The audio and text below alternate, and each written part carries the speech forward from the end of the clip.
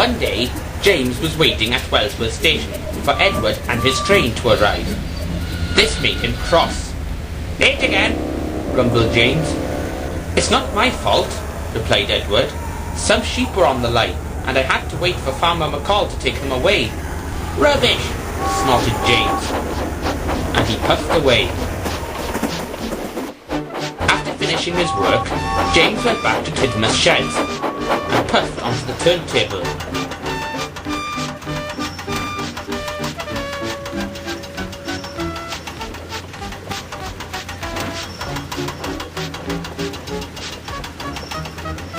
He was still feeling very bad-tempered. "Edward is impossible," he complained. "He clanks about like a lot of old iron, and he is so slow that he makes us wait." Thomas and Percy were cross. "Old iron? Slow? Why, Edward could beat you in a race any day." "Really?" said James. "I'd like to see him beat me at something." The next morning, the Fat Controller arrived with the photographer to see Henry, Percy, Edward and James. "This year, you have all worked very hard, and I'm proud of you," he said. "So I've decided that one of you will be a poster engine for the summer." All the engines were pleased. James was only pleased so that he could be better than Edward. "I'm sure I'll be chosen over that old iron," he said. "The engine to be on the poster will be Edward," announced the Fat Controller. Edward was delighted. James, however, was horrified. Why? He wondered. The photographer was about to take Edward's picture when James deliberately got in the way. "James, leave the shed and collect your passengers at once," said the Fat Controller. So James did. Later, the poster could be seen all over the island. That evening, when James returned to Knapford Station, he was still cross. "It's not fair," he complained. "Why should an old iron like Edward be chosen instead of me?" "Because Edward is very kind and helpful," answered Henry.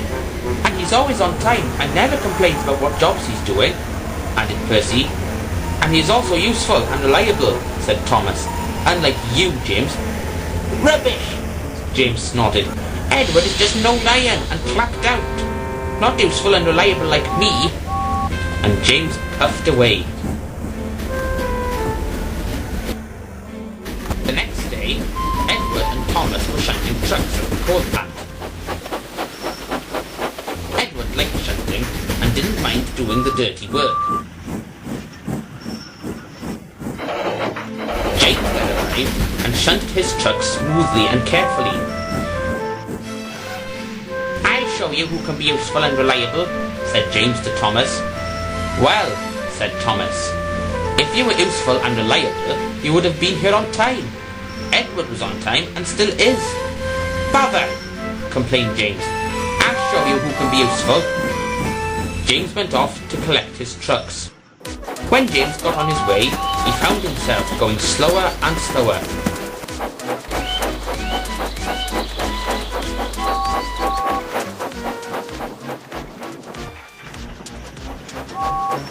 When he arrived at the yard, he came to a complete stop. The driver had become ill and could hardly stand. So the fireman uncoupled James and went to phone for a relief man. James waited impatiently. Suddenly, the signalman shouted. James was puffing away down the line. "All traffic halted," announced the signalman. When the fireman returned, he told him what had happened. "Two boys climbed into James's cab and fiddled with the controls. They ran off when James started." The signalman answered the telephone. "Yes, he's here. Right, I'll tell him. The inspector has come up with a plan. He needs you to go to the airfield." "How can I get there?" asked the fireman. "It could take ages by road." "Percy's train is stopping near the airfield," said the signalman. "You could take his train." So the fireman got on Percy's train at the station platform to meet the inspector with Harold the helicopter. When Percy arrived, Harold whirled his arms ready for action. The inspector told the fireman the plan as they boarded Harold. "Good luck on your mission, Harold," called Percy. "I hope you stop James before he has an accident." "I'll do my best, old chap," said Harold. Then he took off into the sky on his important mission.